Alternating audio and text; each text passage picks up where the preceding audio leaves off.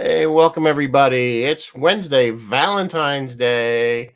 Happy Valentine's Day. Happy Valentine's Day. How are you? I'm okay. How are you doing? Hey, living the dream. Aren't we all? We wake up screaming every morning. Somebody's dream. So Anyway, for Valentine's Day, we decided to do a sci-fi romance, and that's exactly how it is on IMDb, by the way, listed. yes. A sci-fi romance. We are doing 1984's very popular film, Starman, starring Jeff Yeah. Bridges And and it had been a Allen. hot second since I'd seen this one. So Yeah, it's been a it while. was fun to go back again. Back in the day, so it holds. We'll talk about that. Before we get into that, I think you have some news, I believe. I So do have news. I only have 3 pieces of news. Well, 4 if you count the fact that Resident Alien, all the news tonight stuff I love. Resident Alien, which I love, starts tonight, and The Bad Batch, which I love, starts next Wednesday. So, news that Mary Beth loves. You never forget your first MMORPG, that is. My first was 2004's City of Heroes, which got terminated. It got ended back in 2012. Well, kids, guess what, everybody? City of Heroes is back. The server Homecoming is now, they now have the license and they are free to play. So if anyone out there wants to play City of Heroes with me or wants to check it out, DM me, we'll set that up. And there's like a saga, like a whole story behind City of Heroes and when it was shut down, when it was still profitable, and how it came back. So if you guys ever want to hear that story, let me know. But Rizzo, do you have a favorite RPG that you play, or no, you're not into that? That's pretty much it. Just Fallout? Fallout 76, yeah. Which had its own kind of growing. Wait, didn't you play Halo though? I thought you played Halo. I did play Halo, but Halo was a single. Well, I mean, RPG. I think of them as. Yeah. I mean, I did play first-person shooter. Yeah, they're more like first-person shooters. 4, and then I didn't play after that any of the other ones subsequently. But yeah, as far as there's lots of games. I was a big fan of Diablo, but the last one, this current one, just doesn't have the same. I got bored with it. I don't know why. Got bored with it pretty quick. So. You would get bored with City Heroes. I have to admit, it's a 20-year-old game. It's a 20-year-old game, and I've been playing it for the past week. The actual gameplay, it's kind of a grind. It's kind of like but the fun part of City Heroes, it's a grind. But the fun part of City Heroes was how incredibly customizable your costume was, and you could write your own bio, and you could. From a standpoint. No, not well, fashion, and then your characters build, like your archetype and your power sets were pretty. It was really good at mixing matching. So no heroes are the same. So when you walk through Atlas Park and you see all the other heroes, no one is the same. It's actually really cool. Right. And it had a good community, or at least it did back in the day. I'm familiar with the game. So yeah. As far as I mean, I was playing Starfield, which kind of was a bit of a disappointment. I was hoping for something maybe, but I'm hoping Bethesda, like with Fallout 76.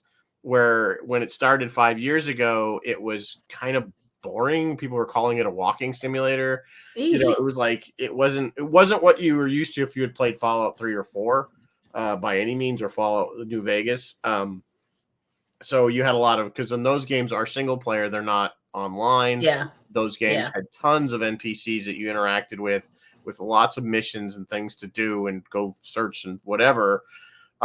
Whereas Fallout, I think they were looking initially that it was going to be a lot of PvP, which player on person player fighting, and it didn't really work out that way.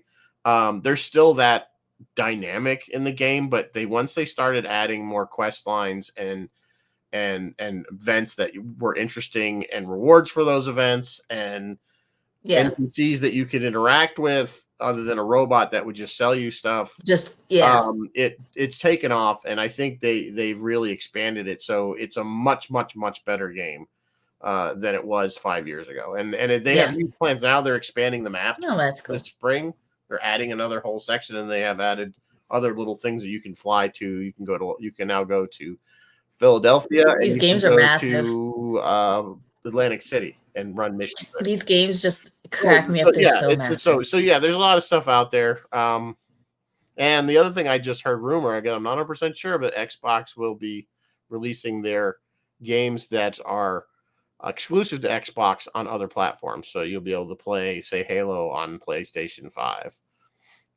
Yeah, that would be. Get rid of the model of exclusive. I want City of Heroes and World of Warcraft like in my Oculus. I want to be in those worlds, like truly first person. Like I've played. What's the one? Elder Scrolls and stuff that on the VR, and it because they can't get the resolution as high in those VR games as they can, even it's just doesn't work for me. Quite frankly, I think you gotta actually start swinging the sword. It's a lot of work. Yeah. It's not like really.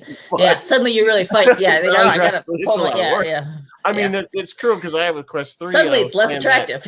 Yeah. I mean, some of the stuff is pretty cool you can do in VR, as you know. It's like, but I was playing that Asgard. Was it the one that comes with the Quest 3 that they've been advertising? Oh yeah. It was something about Thor. It's Asgard. Cool, you are swinging a sword and you're like fighting these guys. And that's cool. I mean, that's cool. It is cool. It's a little but like, what's the funnest game we play on Quest? What do we play? Mini golf. Mini golf. We play mini golf. Mini golf's the best game on there. I'm sorry. It really is. Just get Walkabout Mini Golf. But I gotta admit, I play to be social, so mini golf is all right. Let's move on. News piece number 2, and I've only got 3 tonight, so let's move on. News piece number 2: things that make my heart pitter patter. The Sports Bowl game was last weekend, and Tay-Tay's boyfriend did real good. But that's not why I watched it. I watched it for the ads, and I know, right? Rizzo's like, I watched it for the ads, and yes, I did see the Wicked ad, whatever. I did see the Twister ad. I knew right away it was Twister. And did you go cow? We did. We were like cow. I thought one of the best ads because it doesn't seem to me as the ads we used to get back in like the 90s were funnier or better stuff. I don't know what it was. They just seem better. They're funnier. Yeah. But the funniest one I still think was the what's the State Farm one with Arnold Schwarzenegger and he couldn't say neighbor. I don't know why I thought that was funny, especially when at the end they kind of brought in Danny DeVito to do it for him. I thought that was because he couldn't say neighbor. He pronounced neighbor, which is weird. So anyway, the preview that I was super pumped was of course Deadpool 3. I was so psyched. Of course, this movie is going to even further bring the X-Men and cement them in the Marvel universe. Clearly, the plot, because he goes, "I'm Marvel Jesus."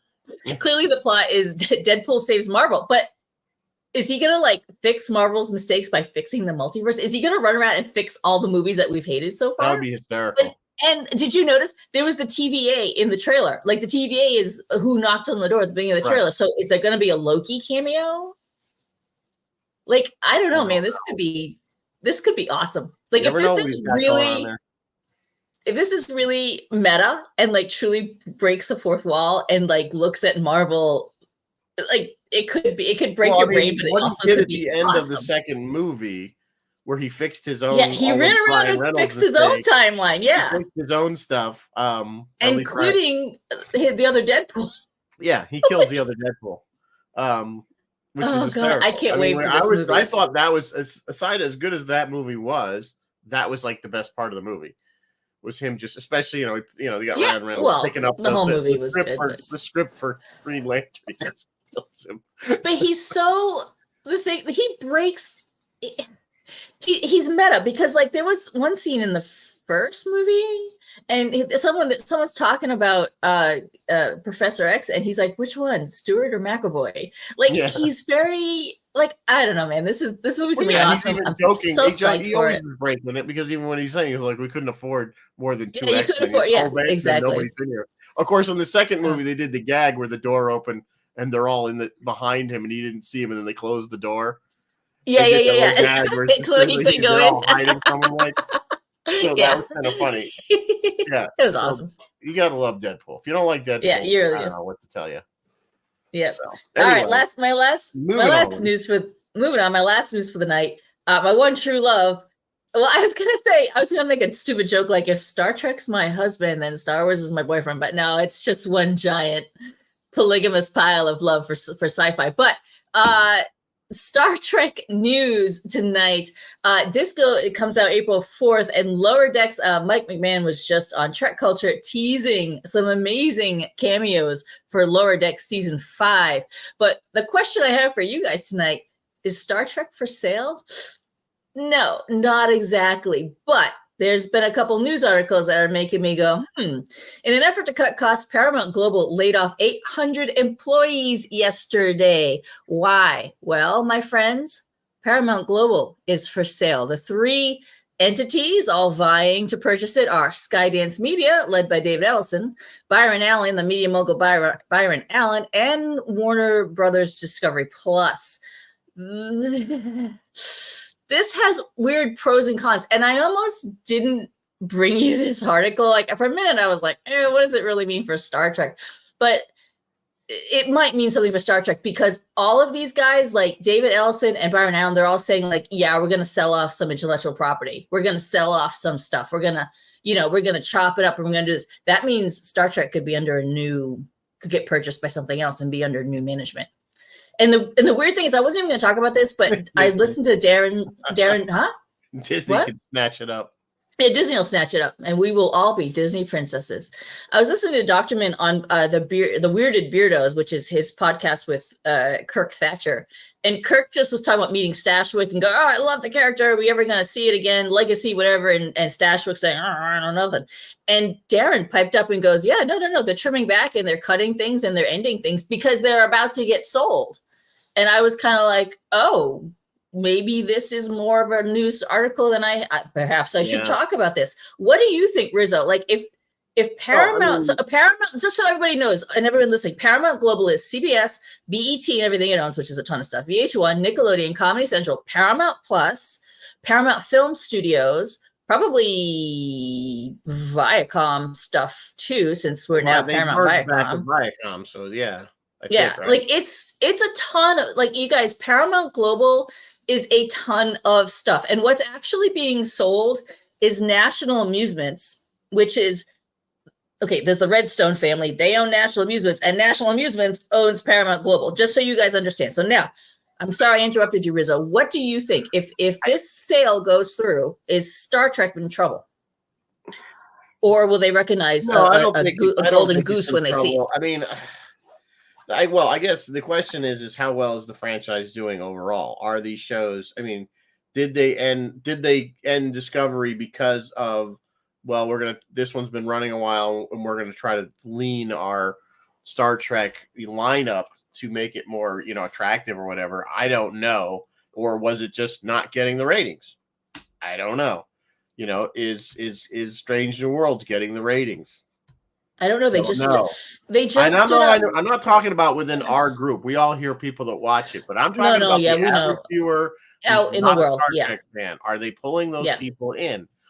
And I would. That is a great question. No, that's a great question. But if what Darren says is true, that they're trying to trim and cut everything, they're standing up Section 31. They're standing up Strange New Worlds season 3.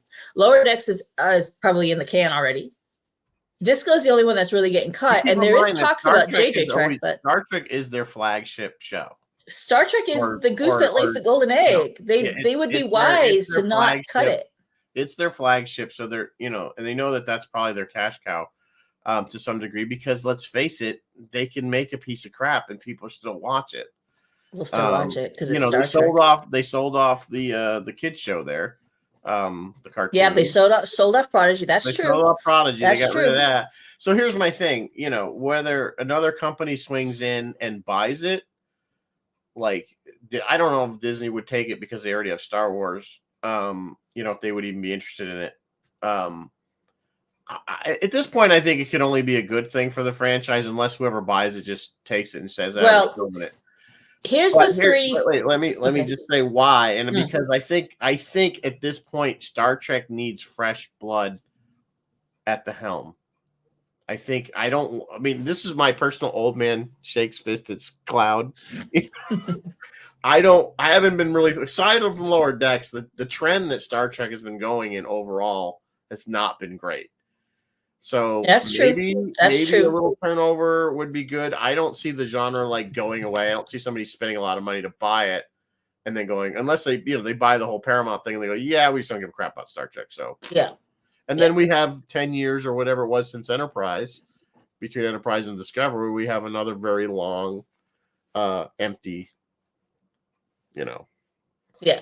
Well, just on the news, now, as I'm just looking at the news right now, as you were talking, Warren Buffett's Berkshire Hathaway sold a third of its stake in Paramount Global, according to a regulatory filing on Wednesday. That's today. So you guys, the three entities that are up, like that. So this is a headline: which vultures are going to walk away with Paramount? The three entities that are possibly vying for the sale, and what they're going to, and this is what they claim they're going to do with it.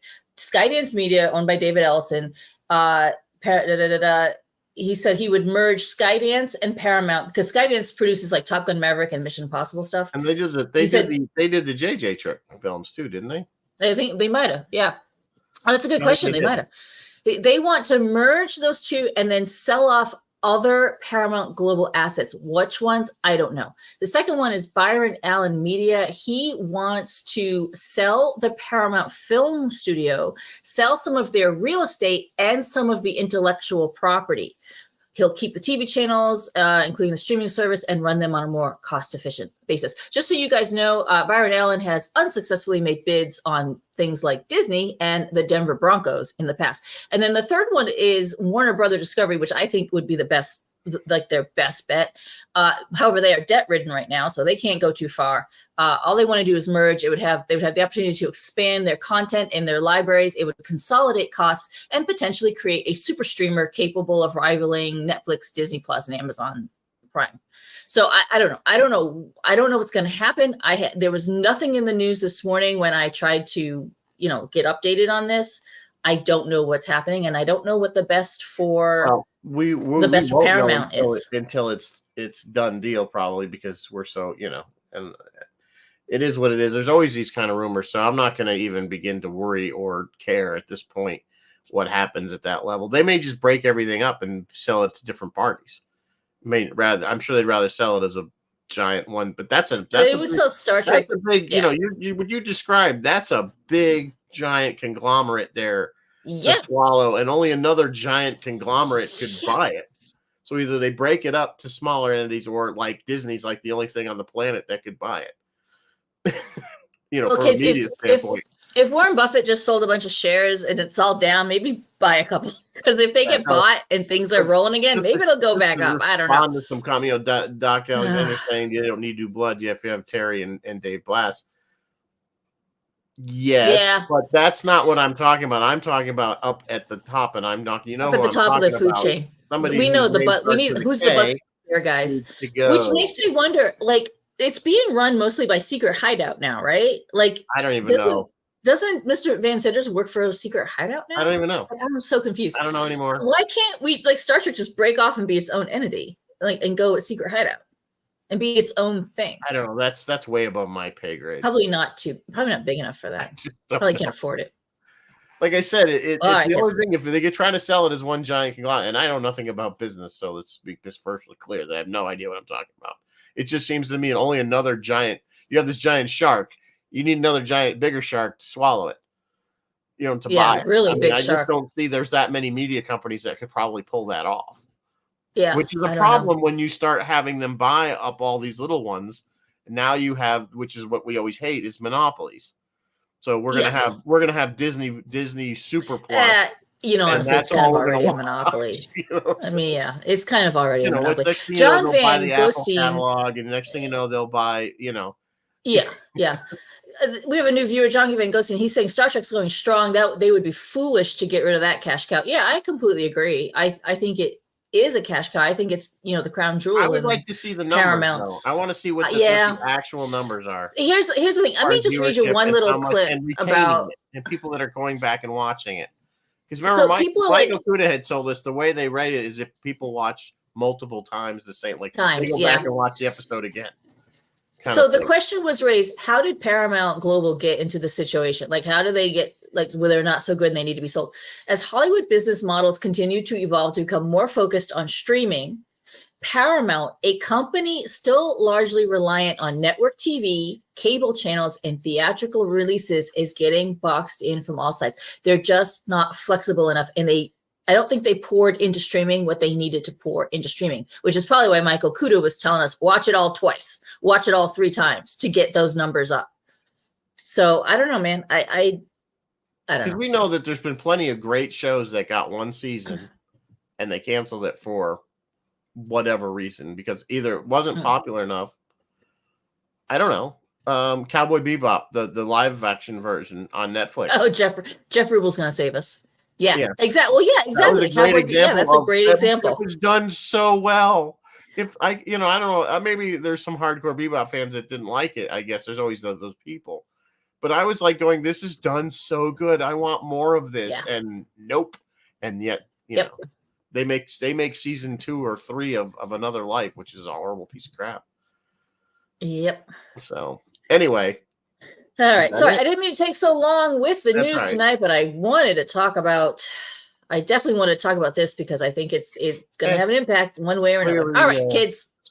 What are we drinking tonight while we're talking about Starman? So, it being Valentine's Day, I want something very Valentine's-y. Valentine's Day. So pomegranate martini. And basically the sugar is obviously for the rim, and that's what the lemon juice is for. So that looks really good, mix actually. That sucker up, the sugar, and pour it in there. So yeah, probably pretty good. Vodka, Cointreau. Delish. Sounds good. Anyway, anything with sugar is good with me. Anything with sugar. 1984, this movie comes out. Now, interestingly enough, this script and another little alien script were presented at the same time, and they went with they passed on E.T., and that became, of course, a huge hit. It was at the time Dark Skies or Night Skies or something. He was calling it something different.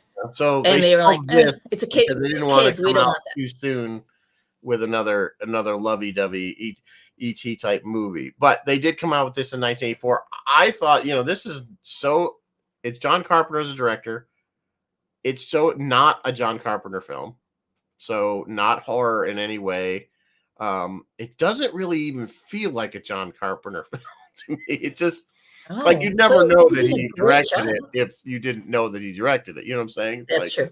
That's true. So, so the interesting thing, this is like one of the only science fiction movies that ever got an Academy Award nomination.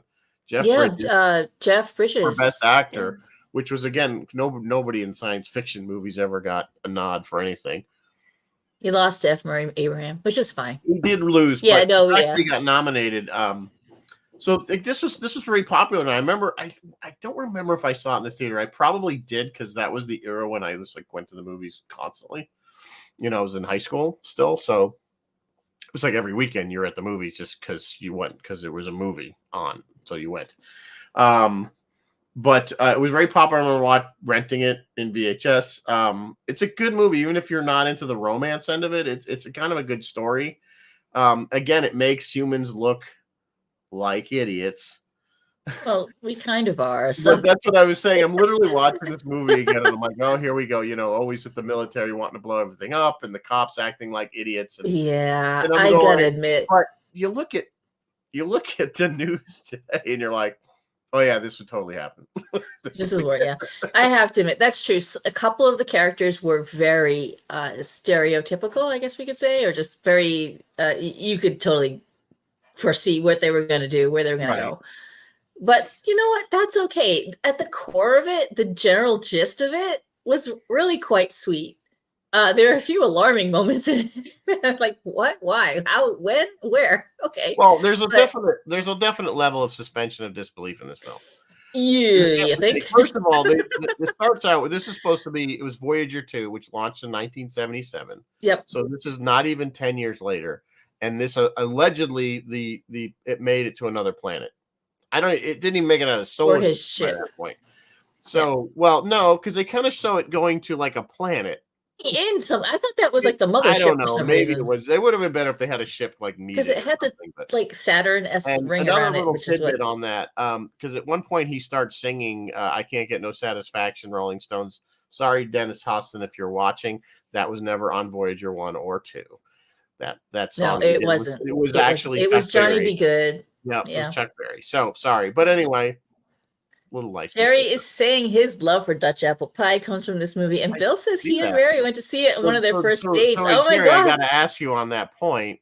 You never had Dutch apple pie, and like what you said, I got to try it because of the movie, or was there some other connection to Dutch apple pie and the movie? And what differentiates Dutch apple pie from regular apple pie? Let me go because now I gotta know. I think it's the way the crust is. It's got the crumbles. But anyway, yeah, you're probably right. Yeah, you're right. You're absolutely right. It's crumbles. Delish. Getting over a cold this past week. Anyway, it is good stuff. I'm not arguing the point. So, but anyway, back to the movie. Back to the movie. So those of you that may not know, the basic premise is that these aliens intercept Voyager 2, which had if you guys are aware of history, the platinum, I think it was banned platinum or something, album that had greetings from all over the world in different languages and so they intercept and they decided one of the things is please come visit us, which is an invitation to which there was controversy about sending that up there. Basically, saying, we really come visit. Please come meet us. Maybe we don't want you to come meet us. Anyway, so they send an emissary and of course we shoot it down. As it's coming into the atmosphere, his spacecraft, he lands in Wisconsin instead of Arizona, and he, as just an energy ball, I guess, finds Karen Allen's house, her dead husband, who's Jeff Bridges, a little DNA from his hair, creates himself as a human, freaks her out, and then she ends up taking him to Arizona, maybe, which I still say to this day, whenever I talk about Arizona, I always say Arizona, maybe. Arizona, maybe. Arizona, maybe. Arizona, maybe. That particular crater is the Barringer crater, or it's called Meteor Crater. It's a real place. It is privately owned to this day, which I personally find a little bizarre. Seems like it should be a public park, but what do I know? But it is the place where astronauts sometimes go to practice, like just kind of moving, you know what I mean? Like driving their adorable little lunar vehicles and moving across a rocky surface, and they practice in their great big huge bulky their spacesuits. So is what word you're struggling for. Is the word I'm looking for. Yes. So that's the premise, and of course they are chased by the government and police the entire way until, of course, there's at the end when they finally catch up to them. And of course we have the scientists from SETI, which is the search for extraterrestrial life. Intelligence, excuse me. Who is kind of trying to get them to stop chasing him and actually talk to him. Excuse me.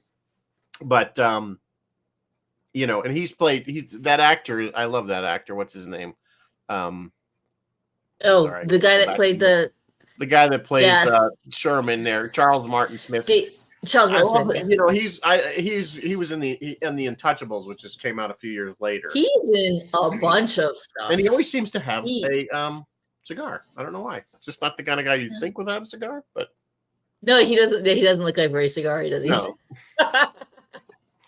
Anyway, he plays the kind of the geeky scientist, but and trying to get the guy from the State Department there to not kill him. Because that's all we want to do is we meet new people, but then we want to kill them and take them apart.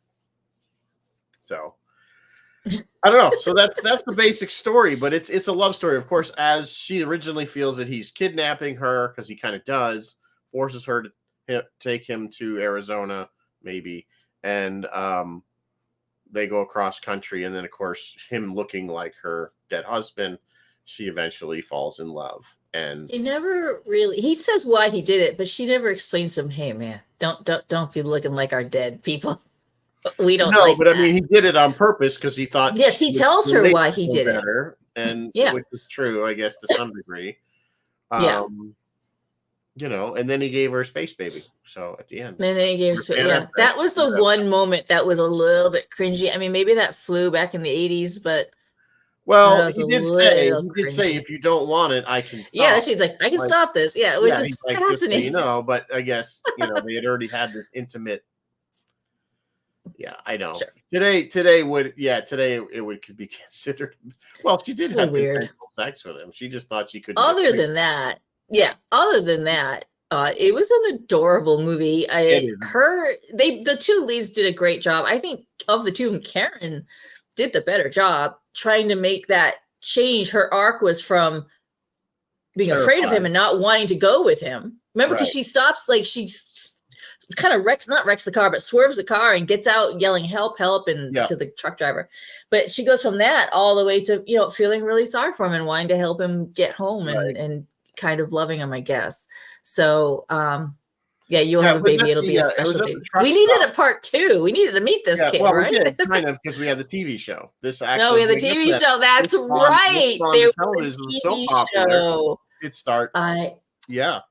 So that was, and basically that was him coming back and finding his son, and that was not obviously played by Jeff Bridges, but Robert Hayes Yes, from Wings. You guys do him better from Wings. from no, not on Wings. The TV show. Wasn't he on wasn't Wings? on Wings, the TV show. No, he was on Airplane. Couldn't Oh, drink. Airplane. Who was the hell? Oh, who was I watching that was in Wings? Was he? You're thinking of Tim Daly. Who was just in something recently that we watched? Maybe I watched it. I don't know. Yeah, whatever. Anyway, Hey, Chris, how are you? Moving on. I'm apologizing. I'm You're having all a right? wicked dry. Yeah, no, I've you... had this cold and my throat is going wicked dry talking. Oh, you're We'll like talk me. for a I'm while. just still hacking. I've been coughing since Christmas, and that's not cool, guys. Like, I I'm need for pretty it to sure, end. I had the funeral. If my dad Hi, died. Chris. So Happy Valentine's Day, I Chris. was interacting with a lot of people in Connecticut, so I'm sure I picked up some influenza. That special Connecticut influenza. Connecticut influenza. Oh God! So again, anyway. very enjoyable movie. The interactions between them are excellent, and it's fun. It's really, if you haven't watched it, it's not a bad watch. It's okay. It's okay. You just gotta remember it's 1984. Set your mind back there. It does. It has a very 80s feel to it. Very 80s feel to it. They said, like, again, Jeff, I said earlier, he was nominated for a Academy Award for this. Didn't get it, but he did work really hard at it. He actually went and studied ornithology and the behavior of birds and stuff to kind of get that kind of jerky.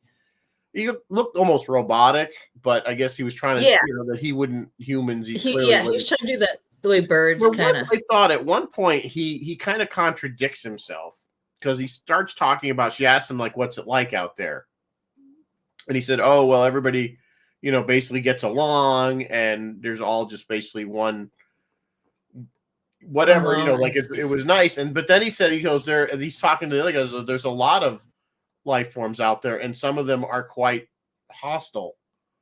So I'm like, well, that just kind of contradicts. Well, his people, I think his people are peaceful. He didn't and then say this my other people, though. He said everyone out there is kind of what he said. Oh, yeah, that's true. Yeah, good point. Yeah, I just understood it to be his kind. That's, I think, probably what he obviously meant, but that's not really what he said. So, but not all the kinds who are out there, and apparently in this universe there are many kinds out there. So I did like the effect at the end where the ship was just a ball, but it was a complete mirror. I like that too.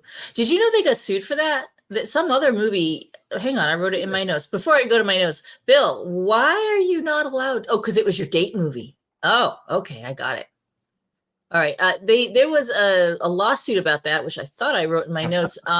Another movie called Wavelength that came out in 1983 had the exact same thing, a spherical kind of mirrory light ship that came down over Meteor Crater. And they sued the Starman production. They're like, you copied us. And it was a federal lawsuit. The suit was dismissed. And with this finding that a spherical UFO is neither new idea nor unique. So, oh well, I guess. Yeah. So another reason you were talking about John Carpenter, one of the reasons I think they say this in the Big Trouble in Little China the audio commentary track, is that he purposely wanted to direct this movie because the box office for The Thing was terrible. Yes.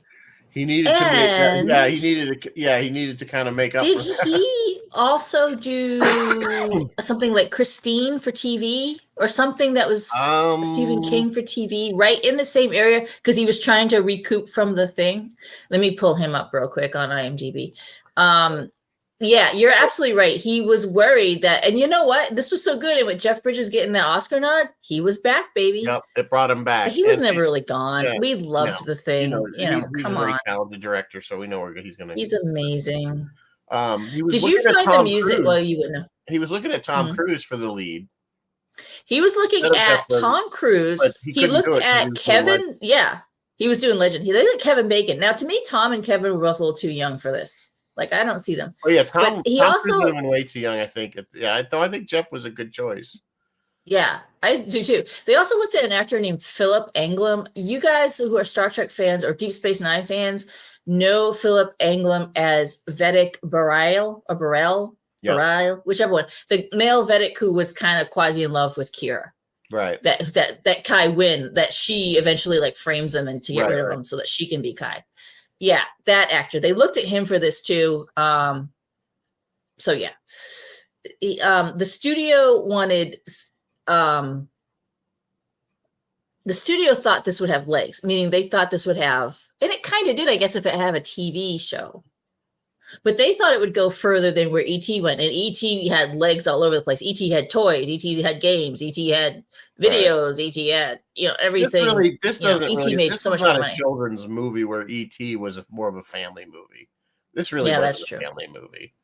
It really wasn't. There was what was it actually rated? They didn't have PG-13 back then. It was PG, I think. It was just PG because PG-13 didn't come out until after the second Indiana Jones. It was just PG. See, I would have definitely. Temple of Doom was the reason we got the PG-13 renewed. Well, that's what pushed them over the edge, I should say. Yes, Jerry, it's the hot Vedic. What were, in your opinion, what were those little silver balls? And what was the kid going to do it? Like when he said, the baby will know what to do with that. Well, I think they do address it in the TV show, if I remember. But they were whatever they needed to be.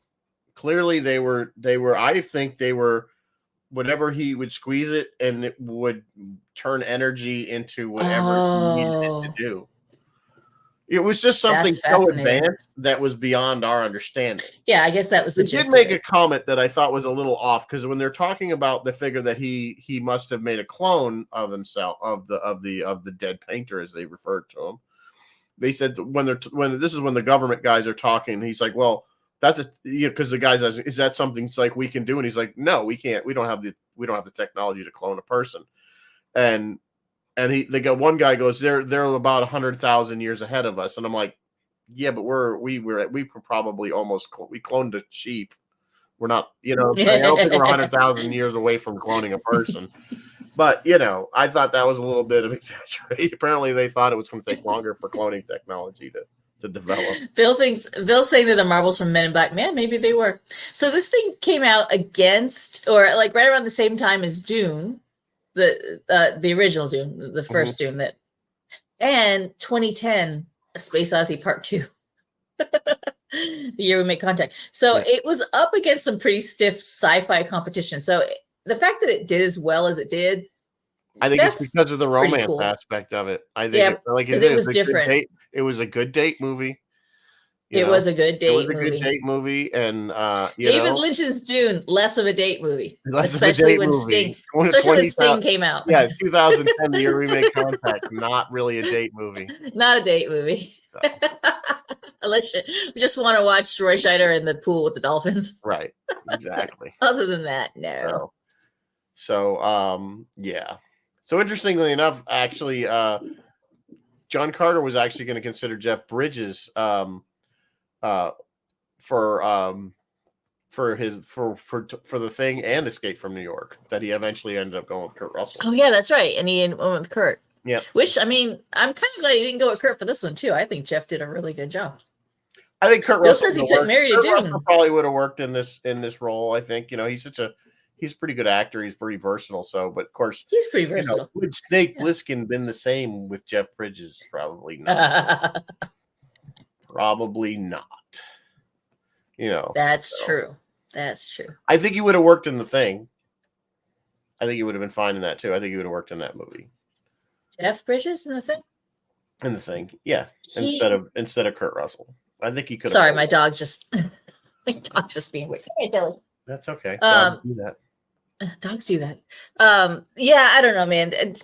Kurt had a little bit more intensity. I think that was kind of needed for The Thing. Jeff's a little more chill, which works perfect for this movie. I think it's just he would have played it different, but I think it would have worked. I think he could have. Yeah. So that's just my feeling on that. And why did I write puke? I wrote puke on something. Karen Allen and Jeff Bridges recorded All I Have, that song, Dream, Dream, Dream. Yeah. Right. They recorded that for this movie. I saw the video. It's okay, I guess. I mean, I don't know.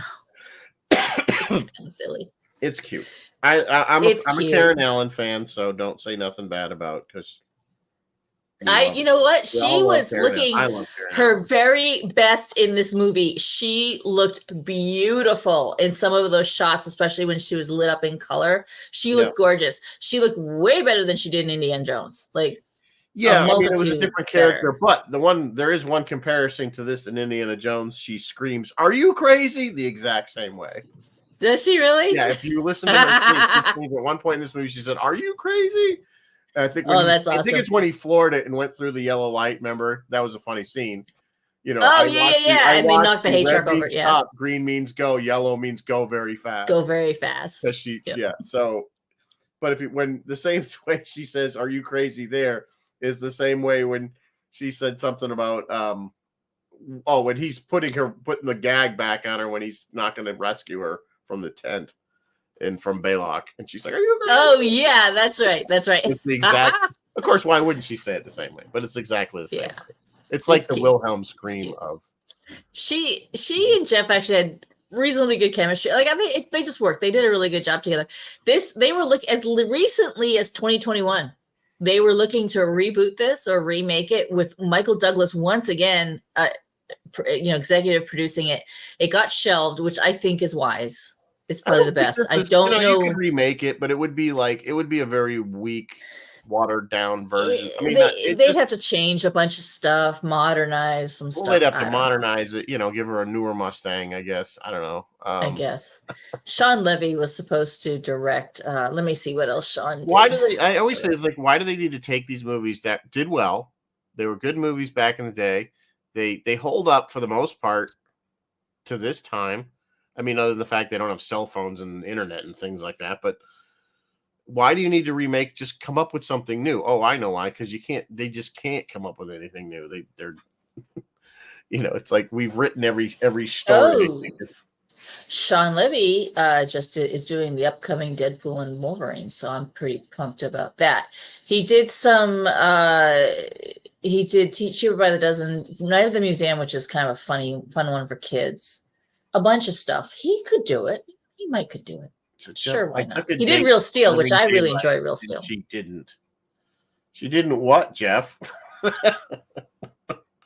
That's what we want to know. You got to finish that sentence. You can't just leave 3 out. So I don't know what you guys think. Redo or no redo? I'm looking through. There's no reason to redo it. I say no reason to redo it either. I looked through the cast. I did not find a lot of roads, but you want to know one road that I was absolutely delighted to see? The team that there was not a lot of special effects. There were a few special effects, but the one massive special effect was the baby, the weird baby that grows up to be a grown-ass man right in front of her eyes. The team that did that, and where did I write it down, was the biggest names in Hollywood special effects: Rick Baker, Dick Smith, and Stan Winston. They are the best of the best. Right up to this day, they are the best of the best. And in the credits, it would say Rick Baker's team, these guys, Stan Winston's team, these guys, and Dick Smith's team, led by Douglas Drexler.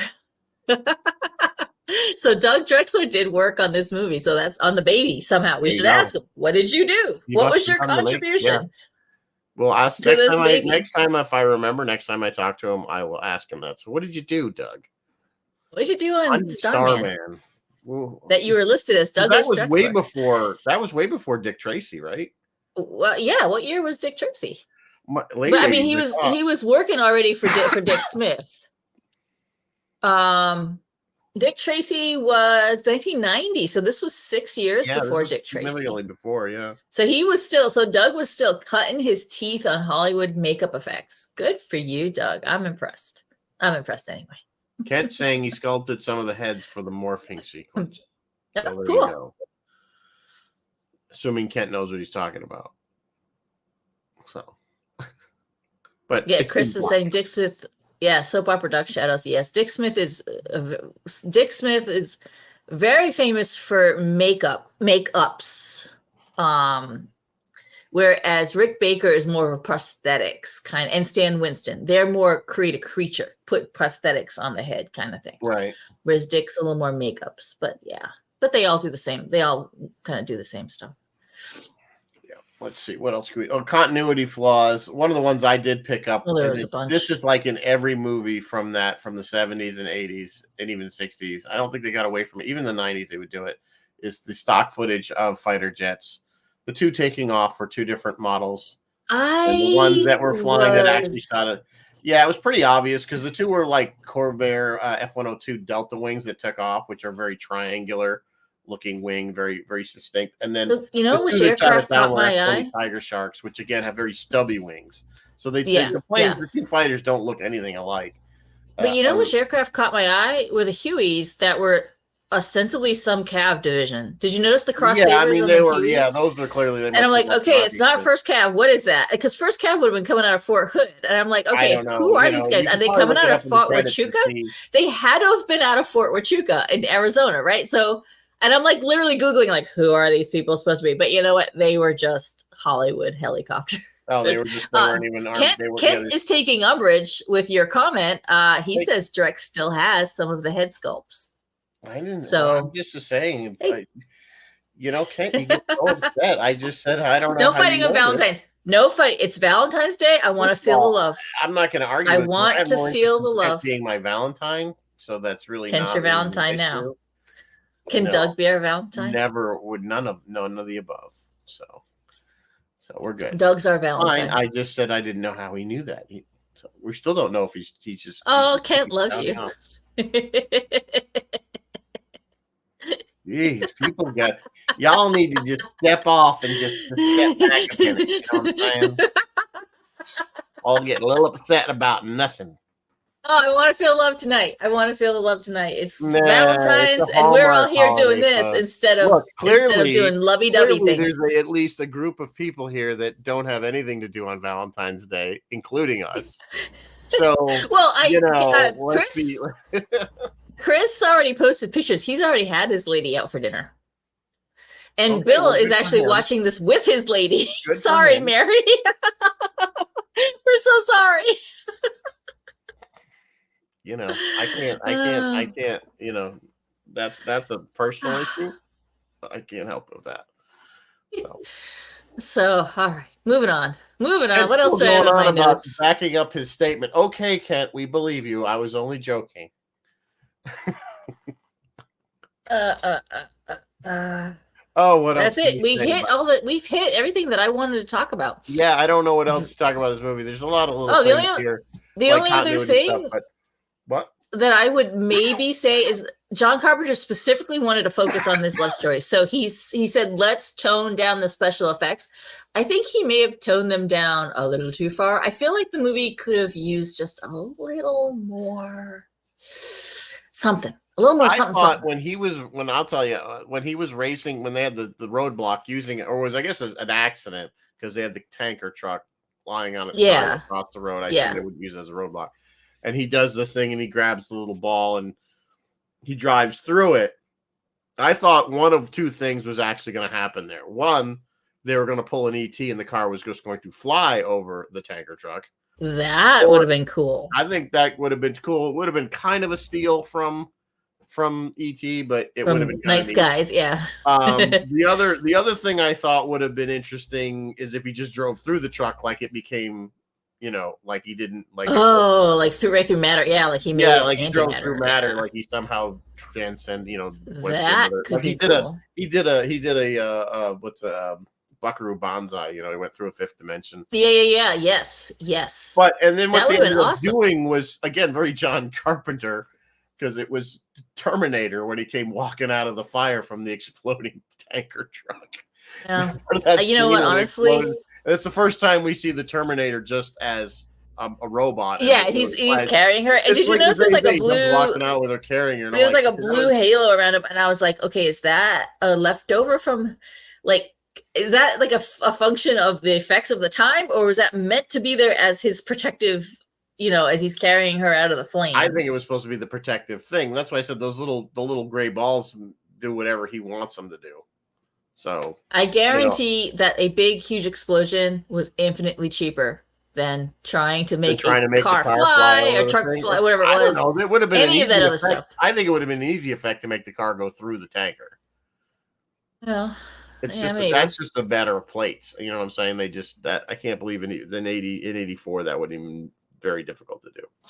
But anyway, that's not what he did. He blew up because he had a little John Carpenter. Well, I mean, again, look what they were up against. Dune in 2010. Look at the effects in those movies.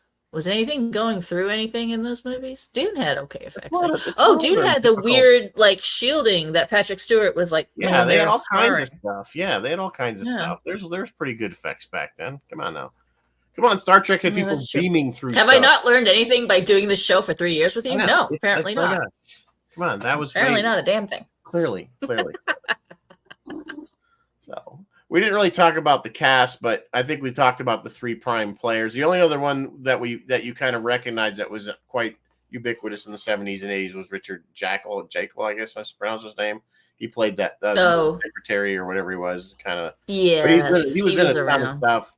If you look up, we don't have to go through, but he's been, like everything. I think the last thing he might have done was like Baywatch in the late mid 90s or something. But Mickey Jones, the truck driver with the long. There. Yeah, there were faces you kind of recognize as being, kind of prolific back in the day. They were kind of like staple people. Staples of the day. This thing was 28? No, that's a lie. 24. This thing cost them $24 million to do. It only grossed 28. But you know what? I feel like it's got itself a nice little, not a cult following, but people have come to love it. Yeah, I mean, I didn't hear any bad reviews of it. So it didn't quite. Yeah, they only got one season out of the TV show. Oh, Jerry, that's a great quote. You know what? Of all the quotes in this movie, that's the best one. Humans, you're at your very best when things are worst. Not to be confused with all of you Earth people who are idiots. Well, it's kind of like in Men in Black where he's talking to Will Smith at the first part, and he's going, he goes, talking about why don't you just tell people about the aliens? He goes, because people are smart, but basically when they get in groups, one person's smart. One person's smart. People are dumb, panicky animals. People are stupid and panicky. Yeah. Yeah, dumb, panicky animals. And I think that was probably a very accurate statement. Yes. In that movie. And I kind of see that was the same here, where it's like, yeah, we're generally decent. I mean, you look at, and that's a true statement. I think generally across the world, most people are decent people and would probably do mostly the right thing. But there are I would hope so. Groups, obviously. But in a group, there's entire psychologists devote entire studies to like mass behavior, the group effect, the mass effect of people doing stuff. That's how riots start. That's how riots start.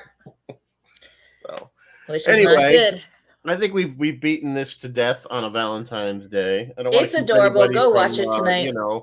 Whatever Valentine canoodling or whatever you might be looking forward to. They were just chilling and chilling. Yeah, if you're putting off canoodling for this, I'm sorry. I'm really, really sorry. We apologize. We really apologize for that. So, what does Roy have coming up? Roy has David Frankham on again. Haven't seen him for a while. It'd be lovely to see him again. He is amazing. If you guys can catch that show, he has so many stories about his storied career and he'll talk about it. And Phil is he doesn't have a show Thursday night. He will be on the noon politics show, but he doesn't have a show Thursday night, and he'll be doing Friday night freeform on Friday nights. So not too much going on there, but everyone check it out. Okay. Oh, and then what are we doing? Do you know what we're doing for the next? Yeah, so we got 2 weeks left in February. So we thought we would do, we always talk about we watched it so you didn't have to. So we're gonna do we watched it so you didn't have to. Bad. And you don't have to. TV bad. Movies, but don't watch these. And then the following week we're gonna do we watch these and you should watch these as well. So the good. So we're going to do the bad. We will do the bad ones next week and the good ones on the 20th. Feel free to post up any of your suggestions on those. Maybe something that we haven't watched, and we'll give it a go, and then we'll see what category it fits into, at least in our little. Yeah, world. Absolutely. Or if there's something you want me to watch for these shows, I'll watch it. I got time. Yep, she's got time. Not really. Not really. So on that note, that's all for the show for tonight. I hope you guys have a good Valentine's Day. If there's any weather coming, I know there were some people are getting some weather, I think, this weekend, but more weather. Well, we just had a fizzle. Like we just had a big fizzle out yesterday. So yes, it's a warm. It's been a warm winter. I think I heard something about it. An El Nino year. That whole warm Pacific water thing. Honestly, I'll take it. Yeah, I'll always take less snow, even if it means global warming at this point.